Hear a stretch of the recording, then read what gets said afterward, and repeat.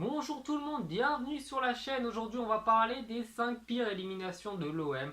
Parce que l'OM est une équipe habituée à se faire sortir par les petits clubs. On l'a encore vu donc hier au moment où je tourne cette vidéo, donc je ne sais pas quand elle sortira. L'OM s'est fait sortir du coup par un club de CFA ou CFA2. Bref, ce sont des amateurs, ils devaient normalement l'emporter.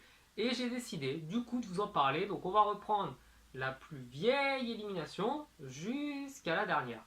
Donc la première élimination a lieu en 2000, donc c'est au Vélodrome face à Guignon, une équipe qui finira d'ailleurs assez loin dans la compétition, mais Guignon, tout de même, une équipe de deuxième division, donc l'OM, grande équipe de l'OM, aurait dû l'emporter. Au final, à la 70e minute, ils se font mener quand même 4 buts à 0 avant d'avoir une réaction d'orgueil et de revenir à 4-3, mais malheureusement pour eux, ça ne suffira pas. Donc l'OM se fera sortir, passeront du coup pour vraiment des guignols, je crois qu'il n'y a pas d'autre terme, et c'était la première élimination d'une très longue série. Ensuite, on part 10 ans plus tard à Carquefou, enfin plutôt à Nantes, puisque le match avait lieu à la Beaujoire, avec l'élimination de Marseille, 1 but à 0 par une équipe de CFA2.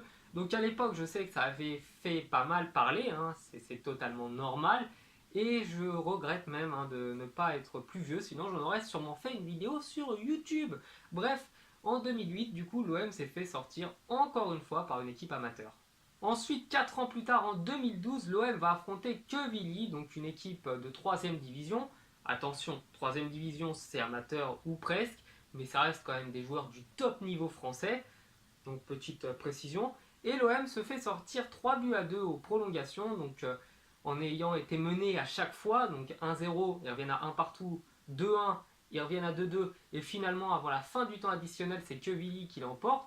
Donc là, par contre, contrairement à Carquefou, etc., on peut se dire oui, mais c'est une fois et tout. Mais quand vous faites mener 3 fois au score par une équipe de nationale, je pense que c'est qu'il y a aussi un grand problème d'envie de la part des Marseillais. Ensuite, on part en 2015 à Grenoble, donc une équipe qui était en CFA, toujours en Coupe de France.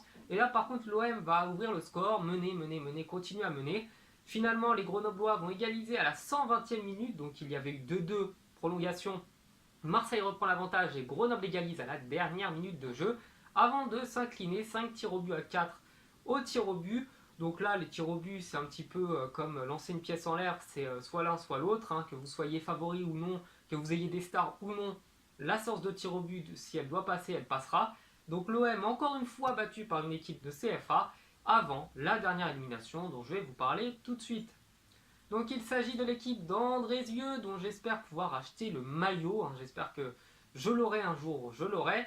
Donc Andrézieux, une équipe de CFA ou CFA2, je me souviens déjà plus, qui a battu l'OM par 2 buts à 0. Donc ils ont ouvert le score sur corner et les Marseillais ont pas mal poussé, 27 tirs je crois, avant de se faire sortir en prenant un deuxième but à la 88e qui scellera la fin du match.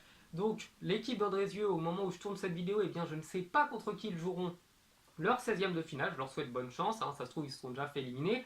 Donc l'équipe de l'OM, encore une fois, qui était déjà dans la crise, au moment où je tourne cette vidéo, c'était vraiment la crise à l'OM, se fait sortir par une équipe d'amateurs. Et bien voilà, amis marseillais, j'espère que vous m'en voudrez pas trop pour cette vidéo, mais en tant que parisien, même si j'ai un maillot de Guingamp, parce que je suis d'origine de là-bas, faut bien se vanner quand même. Donc n'hésitez pas à faire des vidéos pour vanner les Parisiens si ça vous amuse. Je continuerai à faire les miennes de mon côté. Je vous dis à bientôt sur la chaîne et je vous remercie encore une fois. Ciao.